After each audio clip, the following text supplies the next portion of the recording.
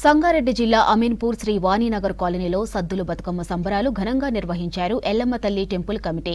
రంగురంగుల పూలతో తీరొక్క బతుకమ్మలను తయారు చేశారు స్థానిక మహిళలు. ఇక బతుకమ్మ పోటీలు నిర్వహించారు. అందంగా పేర్చి తయారు చేసిన 5 బతుకమ్మలను ఎంపిక చేశారు కమిటీ సభ్యులు. విజేతలకు బహుమతులు అందజేశారు.